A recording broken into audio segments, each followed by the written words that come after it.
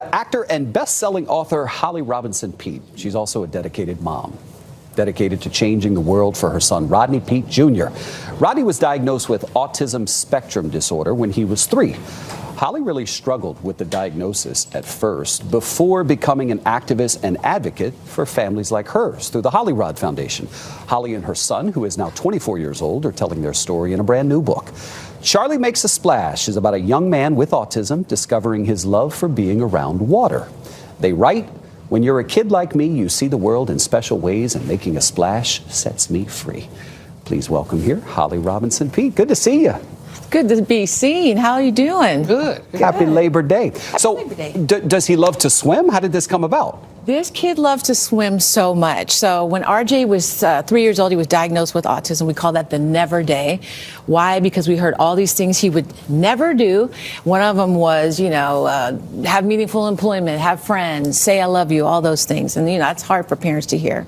But the one thing he could do when he was 3 was swim better than anyone else. So in his swim class, he wasn't verbal. He wasn't able to really read the social cues and connect with the other kids.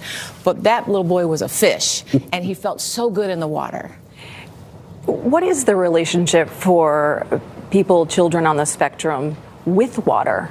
I don't know, but some children, certainly mine, gravitate towards water. He gravitates towards water. He loves water. He loves to splash. He loves the feeling of water around him. It makes him feel better sensorially. And so, and also, we do hear a lot about kids with autism, drowning, quite honestly. And that's because a lot of them are driven. They love the water. They kind of gravitate to it. And so my brother Charlie, which was the original book, and this is the companion piece, Charlie Makes a Splash, has a lot of back matter in the back of the book talking about how important it is to teach children, all children, but certainly children with autism, how to swim. It's funny. Well, not funny. It's ironic that you're here because my daughter was telling me that there is a child in her class who has autism. Yeah. And it was one of those moments where I stopped and realized I don't quite know how to explain this. Yes. How do you explain it? Well, one of the reasons why we wanted to write this book is because when my kids were in elementary school, they didn't have a book. There was no book. And I went to Scholastic and I said, you guys, autism is so prevalent, yet there's no book to really explain it to elementary school kids. So that's why we wrote my brother Charlie along with my daughter. And then this time, Charlie Makes a Splash along with RJ, because often you'll hear about people with autism and you'll hear parents or siblings talking about them, but we wanted RJ to be the author so he could speak for himself and self-advocate. So I think my brother Charlie and Charlie Makes a Splash are great books to explain to children that autism is a disorder and it kind of impacts the way people relate and socialize. But the more we know early on, I think the less judgment and more compassion we are able to cultivate with children. And he's now been working for the Dodgers for the last 7 years. So one of the things they said he would never do was have meaningful employment, and now the kid, 20 years later, has a World Series ring with the Dodgers.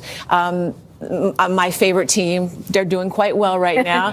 The good news is he's a clubhouse attendant with them, and they presented him with the ring, and it was a real moment, a full circle moment. So I'm always thankful to the Dodgers for hiring inclusively. Holly, do you find that him, for example, having that job and really having to socialize, does that continue to help him get better at socializing? Yes, he has purpose. He has a sense of belonging. He has friends. Yeah. Kids that didn't have friends most of his life growing up. So he has all these big baseball players that are always looking out for him.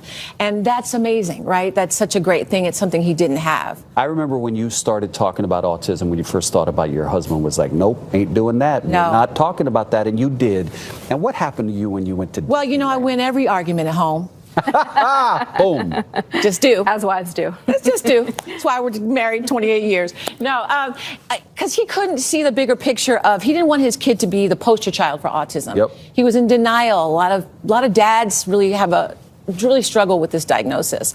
So I stepped in and said, we can help people. We can advocate for folks. I have a big mouth. Let's use it for good. But at Disney, what happened to you? We went to Disney World and we went and met a family. A family came up to us and said, thank you for advocating. Both of my daughters are on the spectrum. And RJ was so sweet. He was like, Mom, what did they want? Why did they thank me? And I said, because you advocated, shared your story, and it helped them.